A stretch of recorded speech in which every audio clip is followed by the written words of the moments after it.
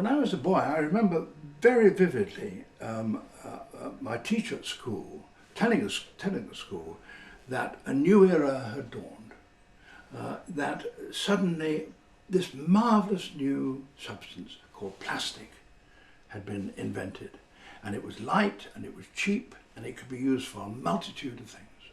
And so that in centuries to come, you would look back on the 20th century and say that was the plastic period. He was truer than he knew, because although it was all those advantages, the mere fact that it was indestructible meant that it could not be thrown away. Plastic manufacturers happily said, once you've used this, throw it away, discard it. There is no way, because plastic is so permanent and so indestructible that when you cast it into the ocean, or indeed into your dustbin, it does not go away.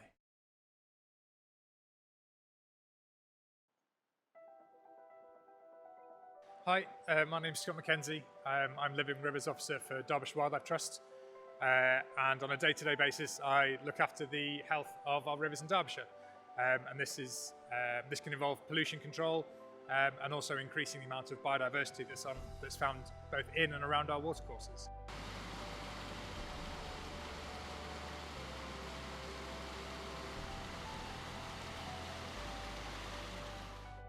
So our rivers are subject to a lot of pressures, and many of them are man-made. This can be in the form of chemical pressures, such as increased phosphate levels that you get from agricultural runoff, but it can also be in the form of plastics, whether that's large-scale plastics, plastic bottles, or also microplastics.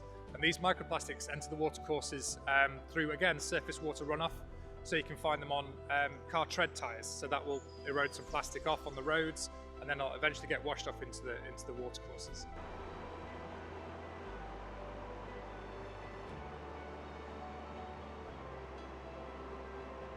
So one thing that you can do to reduce the amount of plastic waste coming into the watercourses is recycling. This is an incredibly effective way of reducing and reusing. It's got multiple benefits for the environment. Not only is waste coming in, but we're not having to create new plastic and the associated gases, greenhouse gases that come with it.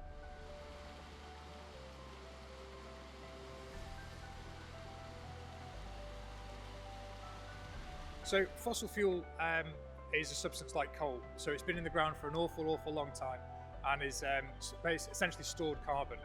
When you burn that carbon, when you burn the coal, it releases a lot of CO2 into the atmosphere. CO2 is a greenhouse gas and has been strongly associated with man-made global warming.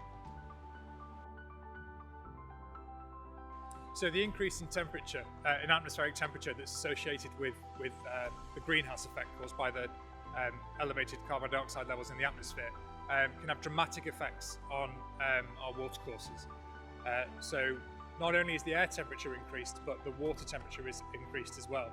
The animals that live within our waters have very specific temperature requirements, and any alterations in the timing of those can have huge effects on it. One of the other issues with climate change is the increase in climatic extremes, so an increase in flood events. And again, these can have huge effects on the water and the animals within it.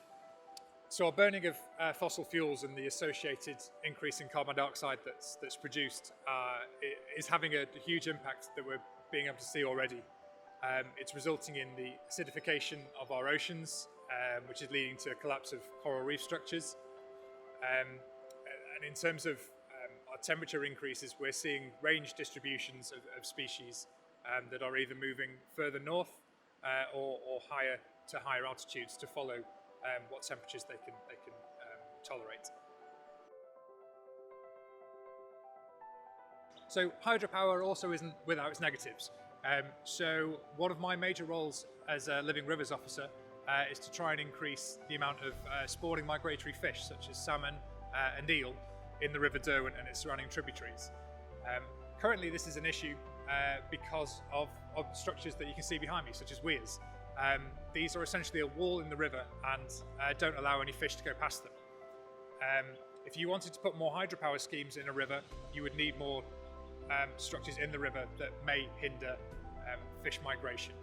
So from a biodiversity point of view, hydropower schemes may not be the best solution to a sustainable future. So deforestation is the removal of trees from our environment. This can have significant effects not only on the wider landscape but also on the rivers.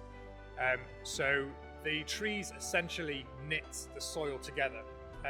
If you remove the trees, it makes erosion of the water much greater. This then puts a load of sediment and all kinds of different minerals back into the watercourse that you don't really want to be there. We do deforestation for a number of reasons. Mainly it's to extract the timber that goes into our wood production and paper. So now's a great time as a young person to start getting involved in environmental issues. There has been a big push recently in terms of awareness raising and the huge impact that that rallying and calls for action and lobbying can have. Most recently we can see everything that's gone on in London regarding the Extinction Rebellion movement. And again, these are kind of things that you need to get involved in, you need to raise the profile of. It's your future and you're in the best position to do so. So at Derbyshire Wildlife Trust, we're calling for a wilder future. So what this means is that we want people to go out and experience the wildlife around them more. We're working hard to try and create wilder environments that you can enjoy. And things that you can do to get involved with Derbyshire Wildlife Trust is come and volunteer, come and help out. It makes you feel better. You're doing something, you're helping the environment around you and you're helping wildlife. If you want to get in touch with me, my email address is smckenzie@derbyshireWT.co.uk, and I look forward to hearing from you soon.